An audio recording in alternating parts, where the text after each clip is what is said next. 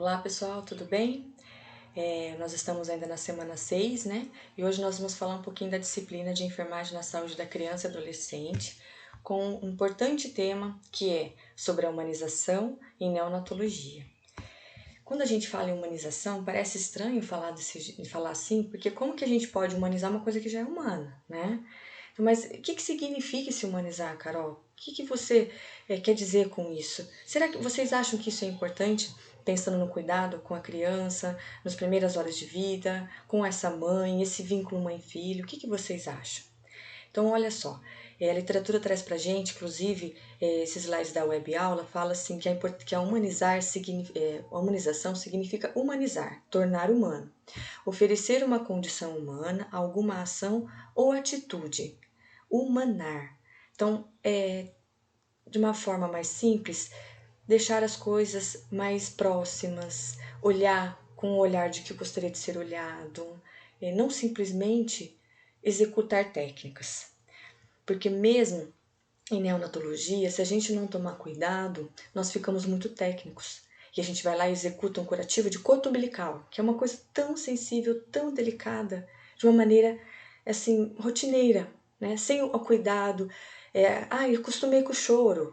Então, será que às vezes não tem que parar um pouquinho antes do procedimento, conversar com o bebê, né?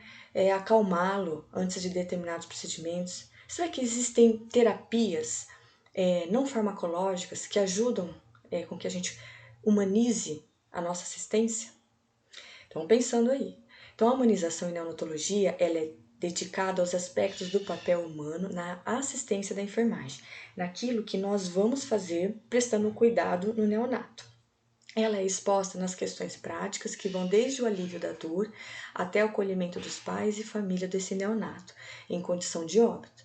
É triste e a gente nunca acha que um bebê possa morrer, mas pode acontecer. Por exemplo, uma gestação gemelar, né, que são bebês gêmeos. Às vezes, dependendo da evolução do parto, um bebê pode sobreviver e o outro não. E aí? Como que podemos humanizar um momento tão delicado para a mãe, tão delicado para o pai, para essa família que ficou, né, gerando aquele bebê, ficou todo um pré-natal esperando 2 bebês e de repente só voltam para casa? Como que eu lido com essa mãe? Eu já vivenciei a situação, né? Agora, como vocês já sabem, eu fico contando os causos para vocês, que agora eu trabalhando com um neonato, que isso tudo é muito importante. A gente olhar nos olhos da mãe e tentar ver que ali tem medo, tem inseguranças. E a gente, assim, na prática acaba pensando assim, olha que doido, né? É meio sem racionalizar o pensamento, é só pensamentos assim, como fala? Reativos. Tava buscando uma palavra.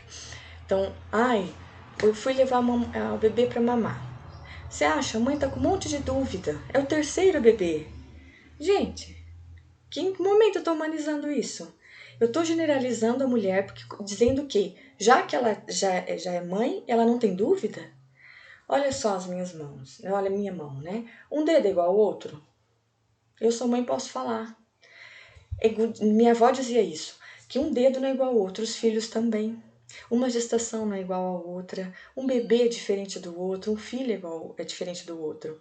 Então a gente tem que pensar que naquele momento ela é a mãe que precisa de todo o acolhimento, de todo o carinho e toda a humanização que você possa dar, né? Dar assim, ter empatia, quer se colocar no lugar do outro, chegar com um jeito, acolhê-la, olhar nos olhos, perguntar o que ela está sentindo, se ela está com dor, se ela tem dúvidas. Explica, por mais que às vezes ela seja profissional da saúde, que acontece também, não acontece?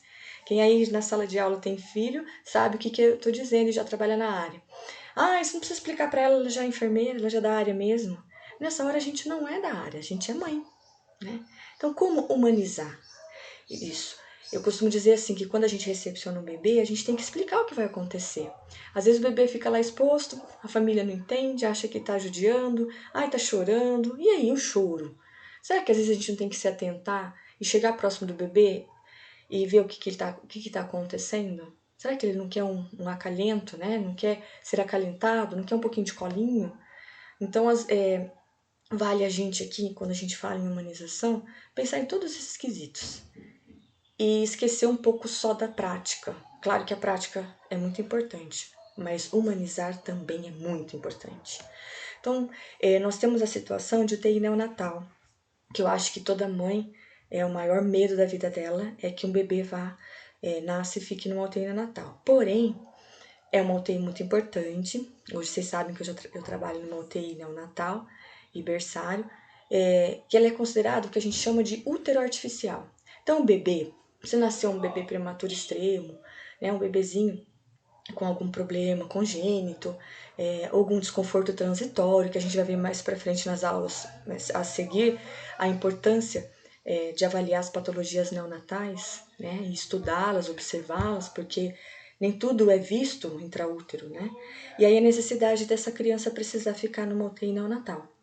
Então, como que você acolhe uma mãe, explica para ela que ela vai embora muitas vezes e vai deixar o bebê lá, né? Eu acredito que seja mostrando a importância de que, no momento, é o melhor lugar dele estar, pois a UTI neonatal é conhecida como útero artificial, visto que detém tecnologia de ponta, garante manutenção dos processos orgânicos do neonato, porque muitas vezes ele tem desenvolvimento, mas ele não tem a maturidade do órgão. Um exemplo disso é o pulmão. É o mais sensível no final da gestação e é o que um bebezinho prematuro mais sofre, né? De taquipneia transitória, pode desenvolver até outras patologias.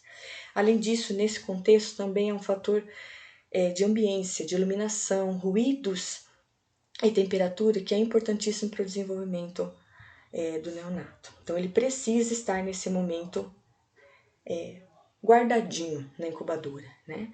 É na UTI que tem diversos materiais, equipamentos, além do recurso humano especializado, que são os profissionais que se preparam para um cuidado especial, que é, né, eu costumo dizer que a criança não é um adulto pequeno, ela tem as particularidades dela.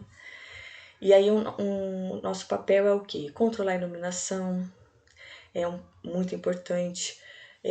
Incubadoras devem ficar cobertas para simular a iluminação uterina e tem que ser pano escuro, né? Não pode ser pano claro, porque senão vai passar luz e ele não vai descansar.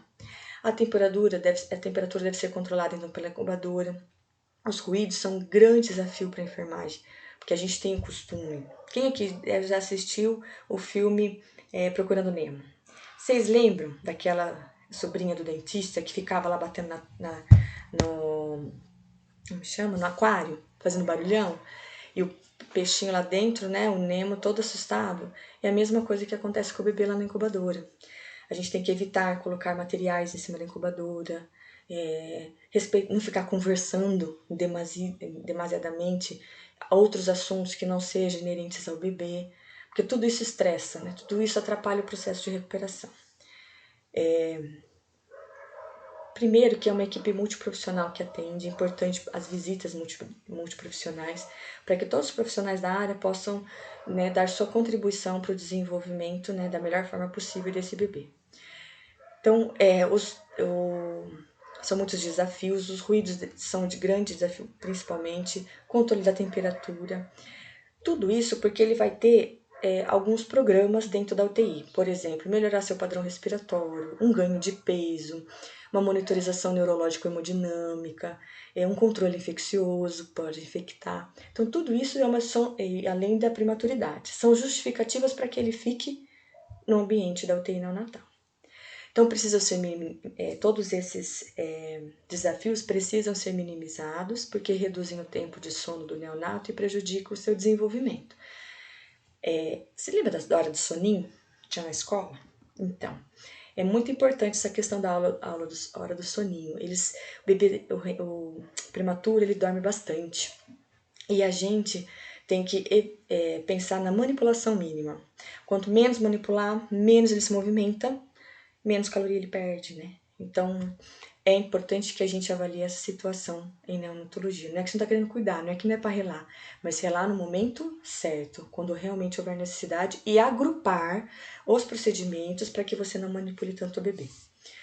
Existem vários métodos para controle da dor, porque olha só, o bebê chora, ele nasce, ele vai chorar.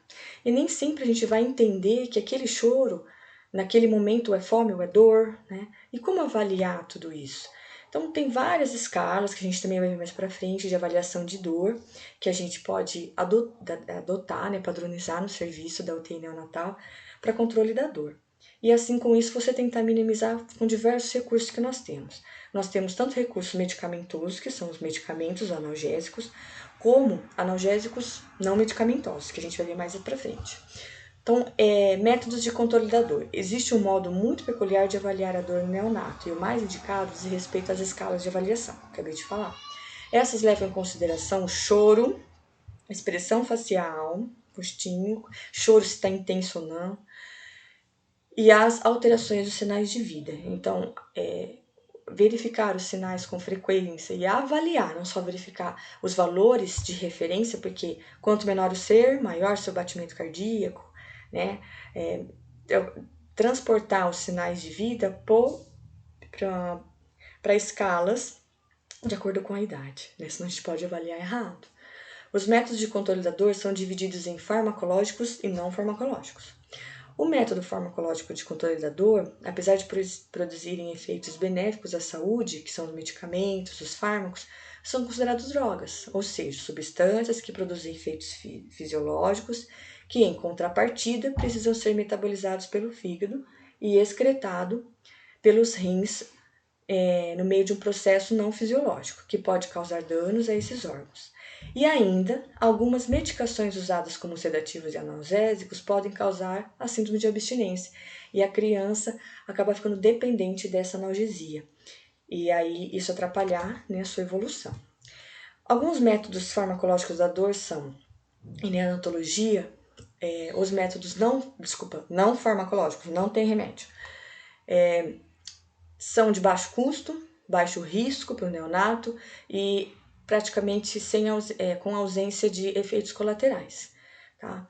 Então, olha só, tem a glicose via oral, tem muitos serviços que atendem a neonatologia que trabalham com gotinhas de glicose concentrada na boquinha do bebê, a sucção não nutritiva, que é a chupeta, apesar de a gente ver controvérsias dos dentistas, mas a chupeta ela é uma forma de você avaliar, de você distrair a criança, sendo que nesse momento ela está na fase oral, onde ela precisa dessa sucção e isso vai trazer mais calma, mais leveza para ela no momento. A amamentação, que para o bebê que acabou de nascer, não tem melhor lugar no mundo do que aonde? Na teta da mãe, né? Lá sentindo o cheiro, a respiração, o batimento cardíaco, a voz da mãe. Então, quanto mais a gente incentivar a amamentação, mais importante é para esse bebê. E menos dor ele sente. Contato pele-pele. Nós vamos ver mais para frente o método canguru. A gente usa bastante quando o prematuro é extremo. Contato pele a pele com a mãe. Então, a gente pede para a mãe já ir com uma blusa molinha, né, que dê de malha, que dê para esticar, para colocar o bebezinho em mesmo contato pele a pele.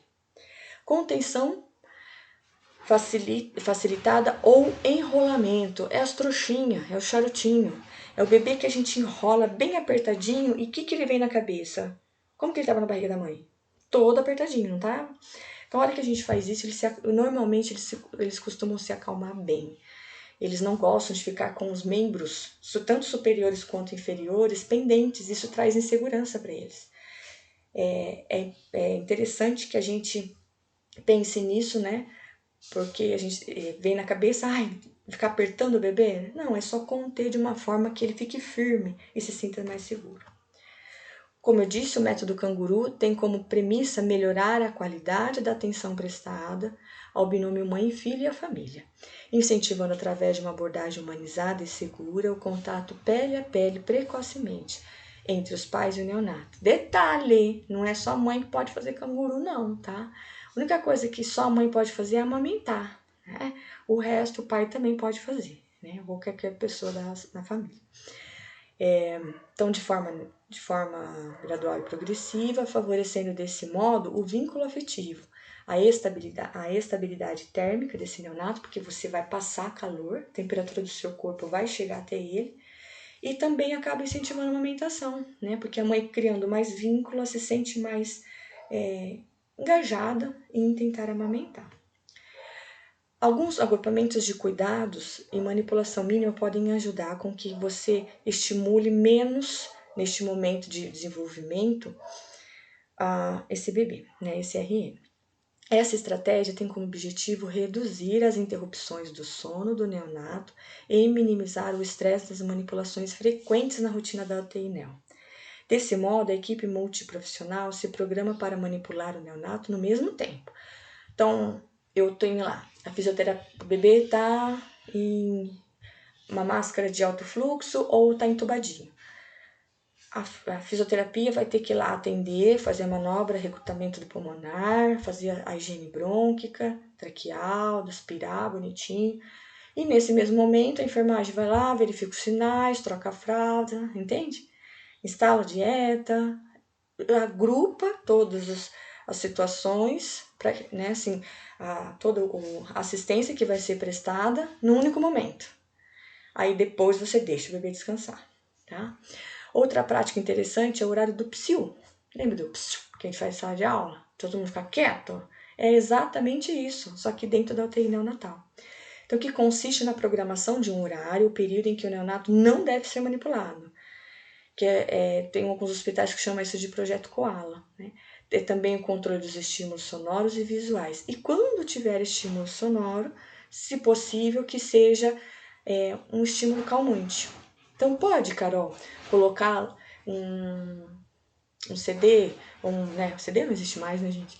Um pendrive lá com algumas músicas selecionadas para ninar, por exemplo? Pode. Você deixa o ambiente mais aconchegante. Em relação à equipe de enfermagem, isso chama a sua atenção para que você perceba que nesse momento você não deve ficar falando, né? Além de aconchegar o bebê. E aí, será que o bebê morre? Será que às vezes ele nasce tão prematuro que não dá conta? Ou ele acaba infectando, ou que ele tinha doença de comorbidade, né, de congênita, ele não consegue evoluir positivamente? Será que isso é um problema? Ele pode acontecer de óbito? Pode. Bebê também morre, gente. É triste, mas morre. E a equipe multiprofissional, em constante contato com os pais e familiares, deve acolhê-los e prepará-los para enfrentar a perda perinatal, pois eles precisam estar cientes da gravidade desse neonato para que a perda não seja tão repentina. Então, para pensar, né? Você está lá, você é enfermeira da UTI neonatal, você está observando que o bebê não vem progredindo bem, não está evoluindo bem, o prognóstico está ruim, né? O que é prognóstico? É evolução, né? Tem prognóstico bom, tem prognóstico ruim, o que a gente chama de sem prognóstico, ou seja, não vai melhorar. E isso acontece também na neonatologia. Então, nesse momento, o que a gente tem que pensar? Ir preparando essa mãe, conversando, né? Mostrando, olha só, ontem ele estava melhor, mas hoje ele teve uma piora. Olha, ontem ele conseguia mamar, hoje teve que passar uma sonda. Né? E essa outra sonda vindo da bexiga, tá vendo? Porque ele não está apresentando débito urinário, não está apresentando xixizinho. Aí você vai meio que mostrando que a criança, ao invés de tirando as coisas dele, está ganhando mais processos invasivos, para que ela consiga ir acompanhando e entendendo tudo que está acontecendo. O enfermeiro é o profissional que oferece apoio aos pais e prepara o ambiente após o acolhimento para que estes peguem o neonato no colo. Nós temos situações sim que mesmo bebezinho na incubadora, dependente de oxigênio, a gente pode colocar, claro que não durante muito tempo, mas o contato com o papai e com a mamãe, né? Além disso, o enfermeiro fica encarregado de retirar os dispositivos, realizar pequenos curativos quando necessário, remover as sujidades de sangue, manter o neonato sempre limpo e apresentável para então deixar que os pais tenham seu momento pessoal com o neonato em óbito. Se caso realmente não tiver jeito e esse bebê morrer, o que a gente tem que fazer? Preparar esse corpinho para que os pais, na hora que venham ver o bebê, não tenham tanto impacto, né? É triste, mas acontece. A perda perinatal é uma tragédia para os pais e familiares. E antes que possam aceitar a situação, eles passam pelos estágios de reação de pesar. Diante disso, para enfrentar este momento, eles precisam de apoio da equipe multiprofissional. E aí? Em quais estágios, né? Então, a gente divide esse momento em alguns estágios. Por exemplo, você acha que as pessoas vão aceitar de boa? Um pai e uma mãe, você fica 9 meses com o bebezinho, então não chega a ficar os 9, mas fica um tempo com o bebezinho na barriga e de repente ele acaba evoluindo para óbito, né? Então a gente quer negar, a gente fica tentando entender, buscar soluções, buscar compreensão mesmo do que está acontecendo. Depois da raiva, né, são alguns estágios que eles podem passar. Por que comigo? Ou então negociação, poxa vida, né? Por que não foi eu, né? Depressão e até que chega a aceitação. Então, essas são as fases onde os pais podem passar frente a uma situação triste dessa. E a UTI é a unidade para reabilitação tanto do neonato de 0 a 28 dias de vida que esteja em condições de prematuro ou enfermo. Essa é a UTI NEO, tá? A partir, a gente já falou isso também na sala de aula, de 29 dias é considerado UTI pediátrica, tá? UTI NEO de nascimento, independente da idade gestacional, até 28 dias de vida. Depois é considerado UTI pediátrica. É um serviço muito especial com atividades de assistência ao neonato, como se ele ainda estivesse em útero materno. Os cuidados vão desde o ambiente, administração de nutrientes, medicamentos, controle e alívio da dor, até assistência prestada aos pais e familiares. E neste momento é muito importante, assim, claro que a criança tiver condição, a mãe fica o tempo todo junto, porque ela vai ficar treinando, a equipe de enfermagem vai prepará-la para poder levar esse bebê embora para casa. E aí que ela dê continuidade aos cuidados em casa. Certo? É isso. De semana 6 de enfermagem na saúde da criança, era isso que a gente tinha que discutir. E fica aqui o meu tchau, muito obrigado e até a próxima aula. Beijo!